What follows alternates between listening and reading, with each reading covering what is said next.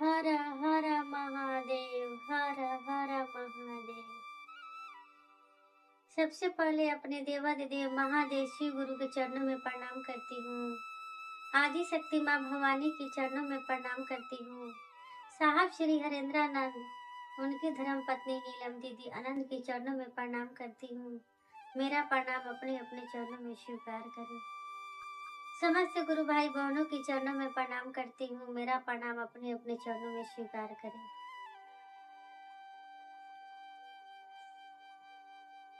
देखिए भाई और बहन, मैं एक छोटी सी आप लोग के बीच में एक कहानी लेकर आई हूँ। एक कहानी एक बूढ़ा बूढ़ी पर आधारित है। ये बूढ़ा बूढ़ी के आगे पीछे कोई नहीं है भाई और बहन। तो एक कहानी को आप लोग पूरा सुनिएगा, रहस्य जानिएगा। कोई भी कहानी, कोई भी शिव चर्चा हुआ, गीत हुआ, भजन हुआ, आप लोग जब भी देखिए पूरा रहस्य जानिए। आधा अधूरी कथा सुनने से भाई और बहन आधा ही ज्ञान मिलता है, पूरी कथा सुनने से पूरी ज्ञान मिलता है। तो कहानी को, कथा को, चर्चा को जब भी सुने, पूरी ज्ञान प्राप्त करे। तो देखिए, अगर मेरी कहानी अच्छी लगी तो वीडियो को लाइक करें, चैनल को सब्सक्राइब करें, कमेंट बॉक्स में हर हर महादेव जरूर लिखें। महादेव के नाम लिखने से, बोलने से घर में जो भी संकट विपदा आती है वो टल जाती है। मेरे महादेव हर भी लेते हैं। तो चलती हूँ कहानी की ओर। एक समय की बात है, एक गांव में एक बूढ़ा बूढ़ी रहते थे। बूढ़ा बूढ़ी बहुत गरीब थे। दोनों बूढ़ा बूढ़ी छोटा मोटा काम करके अपना घर के गुजारा चलाते, अपना समय व्यतीत करते थे। बूढ़ा बूढ़ी के आगे पीछे कोई नहीं था। बूढ़ा का नाम चंद्रदीप था, बूढ़ी के नाम चंद्रावती था। जिस दिन बूढ़ा बूढ़ी को काम नहीं मिलता, उस दिन बूढ़ा बूढ़ी भूखे सो जाते थे। उनके घर में चूल्हा नहीं जलता था। धीरे धीरे बूढ़ा बूढ़ी कैसे ही दिन गुजरते गया, समय गुजरते गया। वो बहुत बुजुर्ग भी हो गए थे। अब तो कोई काम भी नहीं देता। जहाँ भी काम मांगने जाते थे गुरु भाई बहन, कोई काम नहीं देते थे, क्योंकि वो बुजुर्ग हो गए थे। अब दोनों बूढ़ा बूढ़ी सोचने लगे, अब मैं जाऊं तो जाऊं कहाँ। अब तो कोई काम भी देने का तैयार नहीं है। मैं कहाँ जाऊं, किसके द्वार पर जाकर काम मांगूं। बूढ़ा बूढ़ी अपने जीवन में बहुत दुखी थे, अपने जीवन से बहुत परेशान थे। तभी बूढ़ी बोलती अपने पति से कि पास में शिव जी का मंदिर है, वहां पर सब दिन लंगर लगता है, भंडारा लगता है, चलते हैं उस मंदिर में, कुछ खाने का मिल जाए।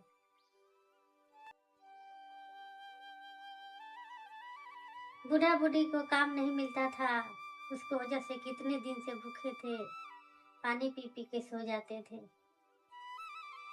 दोनों बूढ़ा बूढ़ी शिव जी के मंदिर में चले गए। वो दिन शिव जी के मंदिर में बहुत भीड़ थी। उस दिन क्योंकि शिवरात्रि था, बूढ़ा बूढ़ी को मालूम नहीं था कि आज शिवरात्रि है। शिवरात्रि की वजह से बहुत भीड़ थी, बहुत लोग आए थे। बूढ़ा बूढ़ी सोचने लगे, इतना भीड़ है, हम लोग का भोजन कहाँ मिलेगी। मुझ पर तो किसी को ध्यान ही नहीं है, कौन देगा भोजन।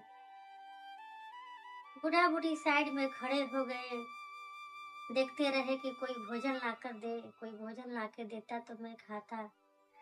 देखते रह गई, कोई भोजन लाके नहीं दिया। तभी एक भक्त, महादेव का भक्त था, उधर से थाली में 56 भोग लेकर आ रहा था महादेव को भोग लगाने के लिए। तभी बूढ़ा बूढ़ी पे नजर पड़ गया। वो देखने लगा कि बूढ़ा बूढ़ी बहुत उदास साइड में खड़े हैं। वो देखते हुए महादेव के मंदिर में अंदर चला गया और महादेव को भोग लगाकर उस बूढ़ा बूढ़ी को 56 भोग लाकर दे दिया। ये बूढ़ा बूढ़ी वो भोजन लेकर बहुत प्रसन्न हुए और खुश हुए और दोनों बैठ गए खाने के लिए और महादेव को धन्यवाद दिए। हे महादेव, सच में आप अपने भक्तों को भूखे नहीं रहने देते हैं, कहीं से न कहीं से उपाय लगा देते हैं महादेव। बूढ़ा बूढ़ी महादेव को धन्यवाद देकर बैठकर भोजन खाने लगे। जैसे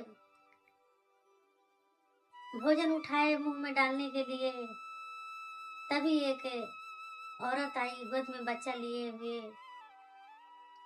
रोने लगी कि मुझे भोजन दे दो बाबा, मैं भूखी हूँ, मेरे बच्चे भी भूखे हैं, मैं कितने दिन से खाई नहीं हूँ। वो रोने लगी, बाबा से बूढ़ा बूढ़ी से कहने लगी मुझे भोजन दे दो, मैं भूखी हूँ। बूढ़ा बूढ़ी को दया आई, अपना अपना थाली उस औरत को दे दिए। बूढ़ा बूढ़ी वहां से उठकर अपने घर चले गए, भोजन भी नहीं खाए, अपने घर चले गए। ये सब महादेव माता पार्वती कैलाश पर्वत से देख रहे थे। महादेव बोले अपने गणों से कि हे गण, ये मेरा भक्त आस लेके मेरे दरबार में आया था, वो कितने दिन से भूखे, वो दोनों पति और पत्नी भूखा है, ले जाओ इसे भोजन दे आओ। महादेव के आज्ञा के पालन करके गण ले जाकर उस बूढ़ा बूढ़ी के दरवाजे पर गए। जब बूढ़ा बूढ़ी के दरवाजे पर गए तो साधु को रूप धारण कर लिए और आवाज लगाते कि कोई है माँ घर में, कोई बूढ़ी माँ घर में है। तभी बुढ़िया घर से बाहर निकलती और कहती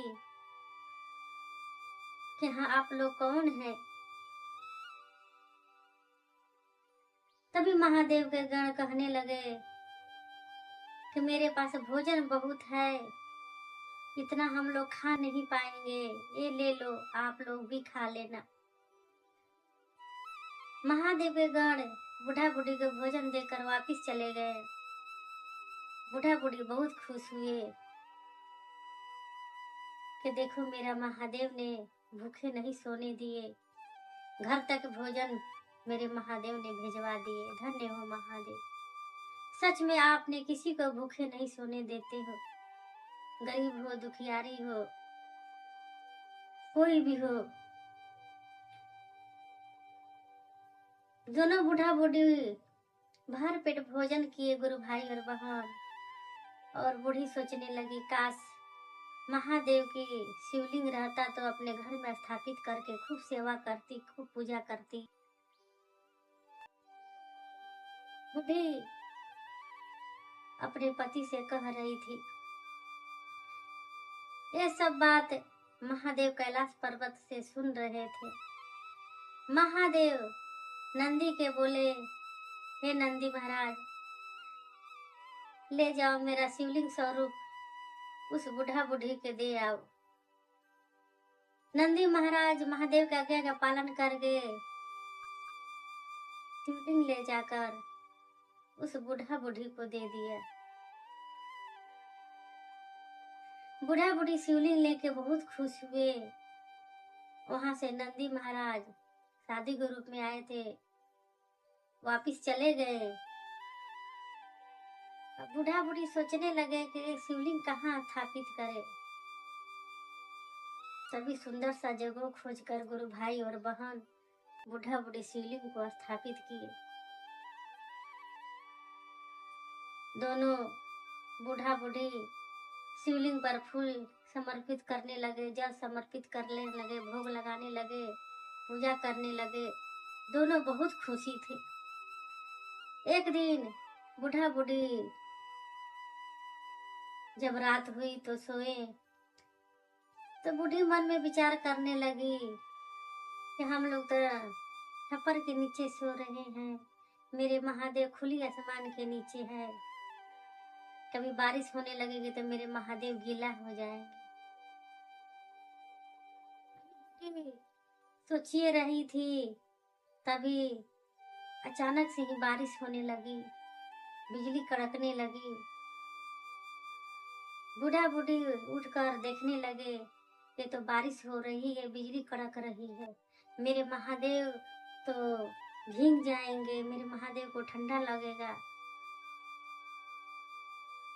ये सब सोचकर बूढ़ी हैरान हो रही थी, परेशान हो रही थी महादेव की प्रति। तभी बूढ़ा बोला अपनी पत्नी से कि देखो जी, अभी तो रात है, कल सुबह क्या करेंगे, अपना छप्पर उठाकर महादेव के पास लगा देंगे, मेरे महादेव भीगेंगे नहीं। इतना बात वापिस में बात करके दोनों बूढ़ा बूढ़ी सो गए। उधर महादेव सारे बात बूढ़ी को सुन लिए, बूढ़ा बूढ़ी को, और माता पार्वती से कहते हैं देखो मेरा भक्त कितना सच्चा है, अपने कष्ट में रह लेंगे, दुख में मुझे दुख नहीं होने देते हैं। ये सोचते हैं कि मेरे महादेव को कष्ट ना हो, मेरे महादेव को दुख ना हो। देखो मेरा कितना सच्चा भक्त है। माता पार्वती बोली महादेव आपके प्रति तो बहुत प्रेम है, भाव है दोनों पति पत्नी का, कुछ करिए महादेव। ये लोग का भी जिंदगी बहुत गरीबी का जिंदगी है महादेव, एक झोपड़ी में सो रहे हैं। महादेव अपने मन में विचार करते हुए विश्वकर्मा जी का ध्यान किए, विश्वकर्मा जी सक्षम प्रकट हुए। महादेव बोले कि जाओ इस भक्त के सुंदर सा महल का निर्माण कर दो, सुंदर सा महल बना दो, हर चीज का व्यवस्था कर दो। विश्वकर्मा जी महादेव के आज्ञा का पालन करके बूढ़ा बूढ़ी के घर पे चले गए, सुंदर सा महल का निर्माण कर दिए, शुद्ध पानी का भी व्यवस्था कर दिए, और जहाँ शिवलिंग स्थापित बूढ़ा बूढ़ी किए थे वहां पर सुंदर सा मंदिर बन गया। इतनी सुंदर मंदिर बन गया कि वो मंदिर कोई भी देखे तो देखते रह जाए। बूढ़ा बूढ़ी को जब नींद टूटा तो देखने लगे कि मैं तो झोपड़ी में सोया था, ये कैसा चमत्कार हुआ, ये तो महल है, इतनी सुंदर महल कैसे बन गई रातों रात। दोनों घूम घूम के देखने लगे, ये समझ गए थे कि मेरा महादेव का चमत्कार है, महादेव ने मुझ पर उपकार किए, मेरा कष्ट को दूर किए, दुख को दूर किए। वो महादेव के धन्यवाद दे रही थी। जब घर से अब सोचने लगी कि मैंने अपना शिवलिंग जहाँ स्थापित करती हूँ वहाँ जाके देखती हूँ, वहाँ गई देखने के लिए बूढ़ी, तो खूब सुंदर सा मंदिर बन गया था। गुरु भाई और बहन, इतना सुंदर मंदिर कि बूढ़ी देखते रह गई, उसका आँख से आंसू गिरने लगा, खुशी का आंसू। सोचने लगी मैं कभी सोची भी नहीं थी कि इतना सुंदर महल मुझे मिलेगा और इतना सुंदर मंदिर मेरे घर का पास बनी हुई, इतनी सुंदर कभी मैं सोची नहीं थी कि मेरे घर का पास मंदिर मेरे भगवान बना देंगे। उस मंदिर का गुरु भाई और बहन चमत्कारी मंदिर, सभी लोग कहने लगे ये मंदिर का नाम रखा जाएगा चमत्कारी मंदिर। तब से कोई भी आता उस महादेव के चमत्कारी मंदिर का नाम से ही सुनकर आता और दर्शन करता। बहुत दूर दूर से लोग आते जाते दर्शन करते थे। तो देखिए इस बूढ़ा बूढ़ी को जीवन में खुशियां भर गया, इनका भी जीवन बदल गया, इनका भी समय बदल गया। जो भी बूढ़ा बूढ़ी चाहते थे वो भगवान पूरा कर दिए। जब भगवान के प्रति भक्त को भाव और प्रेम महादेव की प्रति लगन होती है ना, तो उसी भाव में, प्रेम में, लगन में महादेव भी ढल जाते हैं। तो देखिए, महादेव की सोचती थी बूढ़ा बूढ़ी कि मेरे महादेव भीग न जाए, ठंड न लगे। देखिए, खाली सोची थी। देखिए, महादेव उनका ही महल का निर्माण कर दिए, इतना सुंदर महल दे दिए।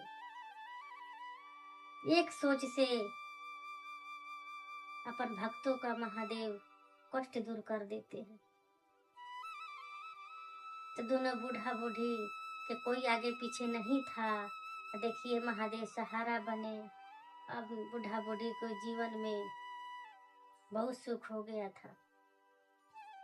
दोनों खुशी से बूढ़ा बूढ़ी रहने लगे। रोज सुबह उठते, नहाते, मंदिर को साफ सफाइया करते, पूजा पाठ करते, खूब सेवा करते, खूब लगन से, प्रेम से। तो देखिए, आइए गुरु बहना हम सब भी मिलके भगवान को गुणगान करें, चर्चा करे, भजन करे। तो आइए भगवान शिव को अपना गुरु बनाए, अपना जीवन में उतारे, अपना गुरु के चरणों में लगे रहे और जगे रहे। मेरे महादेव मेरे गुरु बहुत अच्छे गुरु है, जीने का कला भी सिखलाते हैं, ज्ञान भी देते हैं। तो साहब श्री हरेंद्रानंद जी ने 3 सूत्र से ही शिव को गुरु बनाए हैं, शिव शिष्य बने हैं। तो आइए हम सब भी मिलके शिव को अपना गुरु बनाए, अपना जीवन में उतारे और गुरु के चरणों में लगे रहिए और जगे रहिए। ये महादेव बहुत अच्छे गुरु हैं दीदी, बहुत अच्छे गुरु है, बहुत सुंदर गुरु है। ना इसमें रोक टोक है, ना बंधन है। आप जैसे भी हैं, जहाँ भी आसानी से गुरु बना सकते हैं। मेरे महादेव बहुत दयालु है, बहुत कृपालु है। तो मैं अपनी कथा, अपनी वाणी यहीं से समाप्त करती हूँ। फिर मिलूंगी अगले वीडियो में। नमः शिवाय, नमः शिवाय, नमः शिवाय।